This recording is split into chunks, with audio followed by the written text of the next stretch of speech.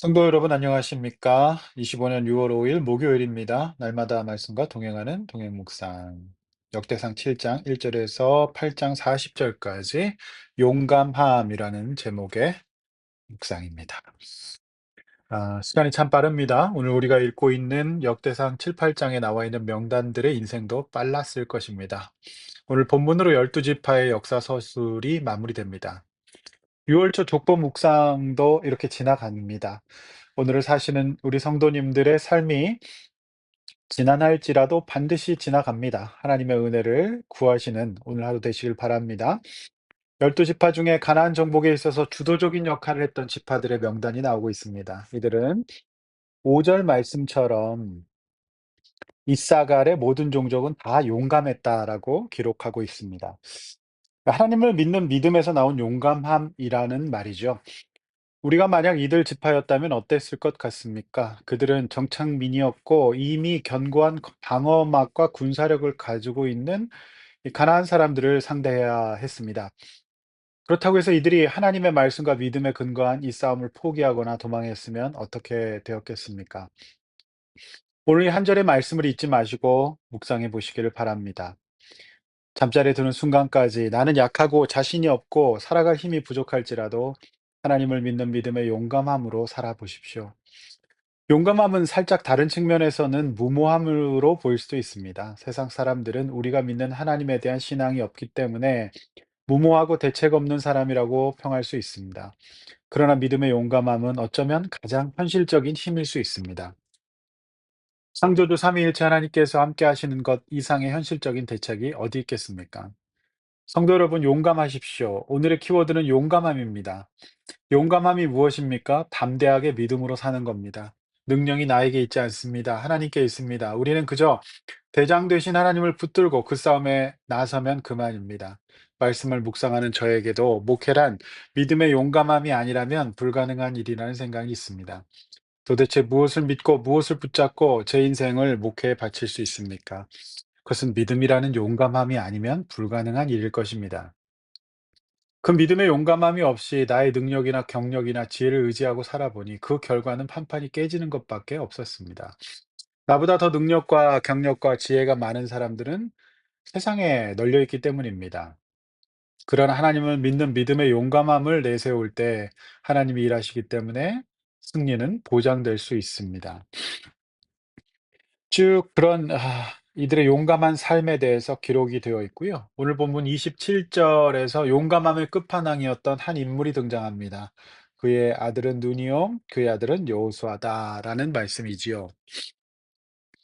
눈의 아들 여호수아입니다. 여호수아의 인생은 용감함 그 자체죠. 믿음이 없다면 무모함일 수 있지만 믿음이 있다면 용감함입니다.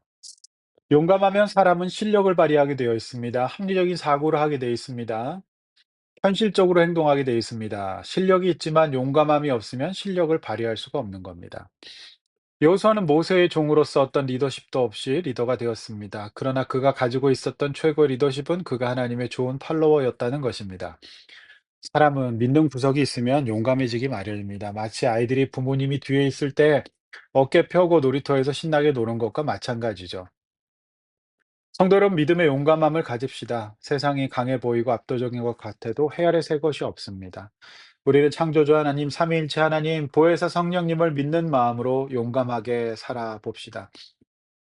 나의 역사와 나를 아는 사람은 나를 무엇으로 어떤 사람이라고 기록할까요? 믿음의 용감한 그런 사람들 되시기를 바랍니다. 믿음은 실제입니다. 성부, 성자, 성령 하나님은 지금도 살아계셔서 내 삶을 역사하시고 섭리하십니다. 그래서 그분을 똑바로 믿고 똑바로 바라보시고 그분에 대한 기도와 그분의 말씀을 붙잡고 끝까지 승리하시기를 바랍니다. 33절에는 이스라엘 역사에서 나쁜 쪽으로 빼놓을 수 없는 한 문제적 인물이 등장하죠. 자, 기스는 사울을 낳고 사울은 요나단과 이런 말기수아와 이런 자녀들 낳았다라고 기록하고 있는데요. 그의 이름은 사울입니다. 그는 탁월한 외모와 좋은 집안을 갖고 있는 인물이었습니다. 그러나 그는 단 한 가지 없는 것이 있었습니다. 조건으로는 최고인 그가 무엇이 없었습니까? 믿음의 용감함이 없었습니다. 하나님에 대한 믿음도 자신에 대한 믿음도 사람에 대한 믿음도 없었습니다. 믿음이라고 하는 것은 이처럼 세 가지 영역으로 나누어 생각해 볼 수 있다는 것을 알 수 있습니다. 근데 이 과정은 순차적이라서 하나님께 대한 믿음이 없으면 자신을 못 믿고요. 그리고 다른 사람도 못 믿는 과정을 거치게 되어 있습니다. 저는 상담을 하는 상담 심리자 학자입니다. 상담실에선 사람에 대한 믿음과 자신에 대한 믿음을 잃어버릴 때 오는 정신적, 심리적 문제를 호소하며 내담자가 찾아오게 됩니다. 이 과정에서 상담자는 그 원인을 분석하고 이를 위해 내담자에게 공감과 지지, 경청, 전문적인 지식을 제공합니다. 그러나 상담자가 아무리 탁월하게 공감과 지지를 그리고 경청을 제공하며 합리적인 인지와 행동을 제시해도 못 받아들이는 경우가 다반사입니다. 왜 그럴까요? 그보다 근원적인 힘, 즉 구원이 필요합니다. 성령의 동력이 필요합니다.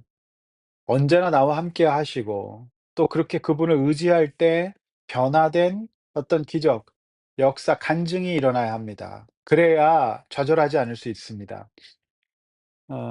구원의 핵심은 언제나 도우시고 동행하시는 성령 하나님, 파라클레토스 그 도우심을 입을 때 아니겠습니까? 하나님에 대한 믿음이 있어야 나를 신뢰하고 사람을 신뢰할 수 있다라고 하는 겁니다. 예. 하나님에 대한 믿음이 없으면 우선순위가 바뀌어서 나와 사람만 믿다가 나를 못 믿게 되고 사람도 못 믿게 되면서 사람이 멘탈이 붕괴되는 겁니다. 다른 것은 다 있습니다. 공부도 잘하고요. 외모도 훌륭합니다. 능력도 있습니다.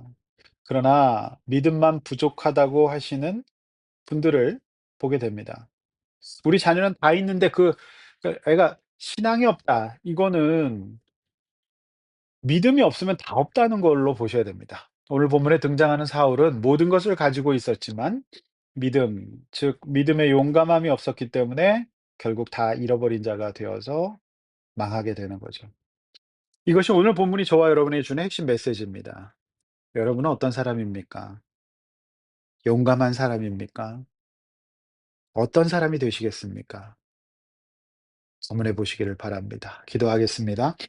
하나님 아버지, 내가 비록 가진 것 없어도 믿음의 용감함으로 살아가게 하여 주시옵소서.